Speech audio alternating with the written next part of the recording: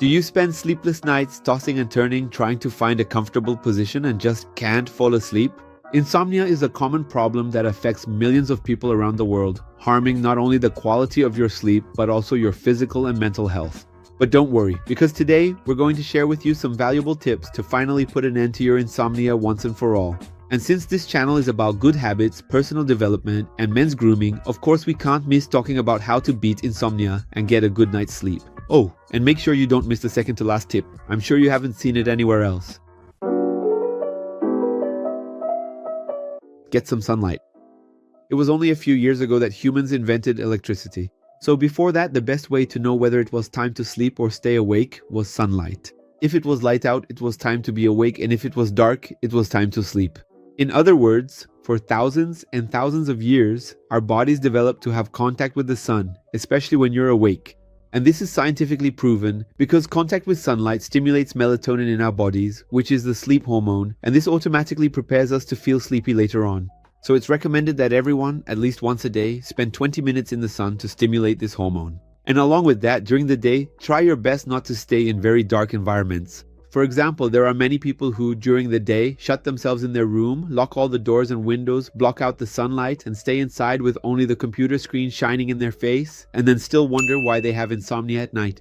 So the trick is simple. If it's a beautiful sunny day outside, open the windows, let the light in, and if you have the time, it's even worth spending about 20 minutes in the sun.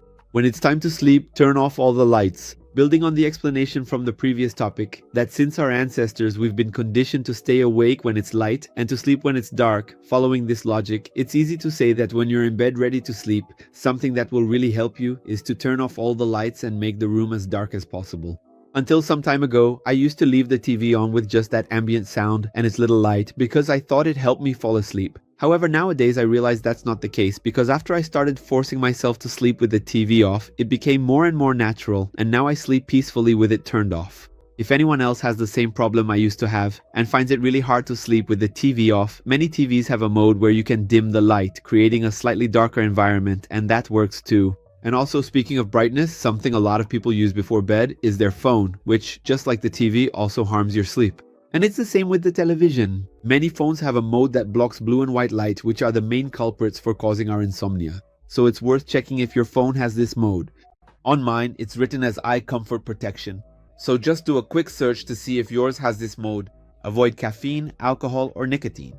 Caffeine, alcohol, and nicotine all have properties that can cause you insomnia. Caffeine is no surprise to anyone. It's a stimulant that will definitely keep you awake longer than you'd like.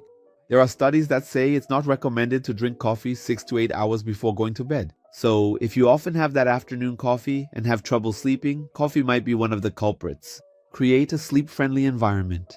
A sleep-friendly environment would be a quiet, cool place, as I've already mentioned here, a dark room, and along with that, a comfortable pillow and bed. I could say that's the holy trinity of good sleep. Establish a sleep routine.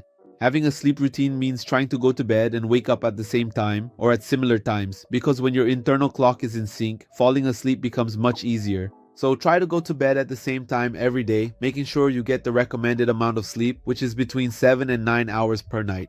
So for example, if you have to go to work or school at 7 in the morning, you need to be asleep by midnight every day at the latest. If you do this in the long run, by around 11 o'clock, your body will already start asking you to sleep, you'll start feeling sleepy, and by midnight you'll definitely be asleep. Exercise regularly. Exercising in the morning is very good for people with insomnia because physical activity stimulates the release of hormones that help with our sleep.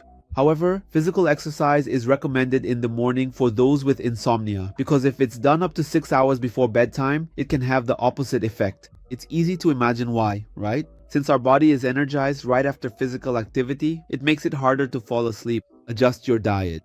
Adjusting your diet means avoiding heavy foods right before bedtime. For example, you should never, under any circumstances, eat a big plate of feijoada just a few hours before going to sleep. Try to always eat something more ordinary, simpler, and in small amounts because eating very heavy foods that require a lot of work from your intestines and stomach can cause you insomnia. Or plan to have dinner at least an hour and a half before going to bed.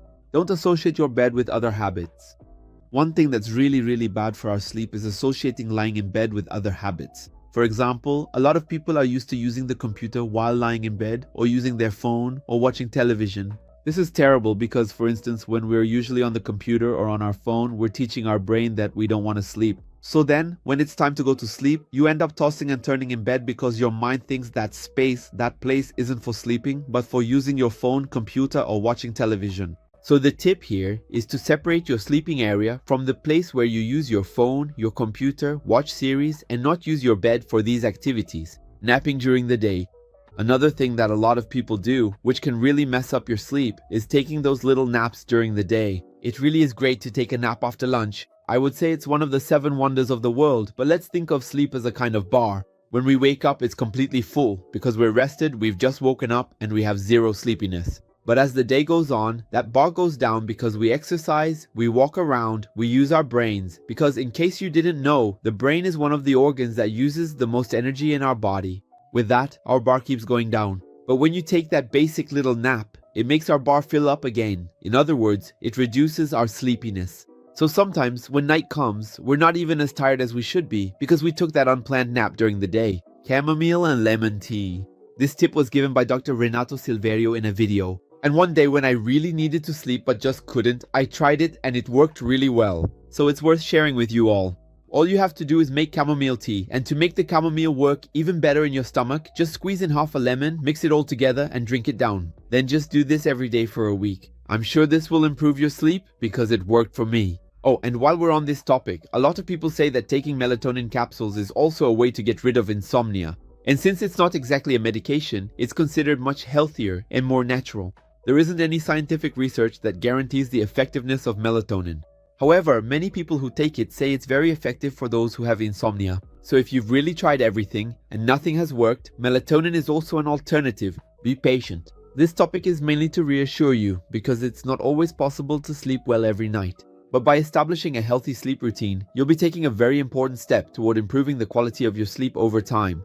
And if even after trying everything you still can't sleep well, I recommend seeing a doctor to get to the bottom of it, because your insomnia might have a cause that only a doctor can discover. So that's it. These were some tips for those of you who have insomnia and want to sleep better. If you enjoyed this and any of the tips helped you, go ahead and leave a like.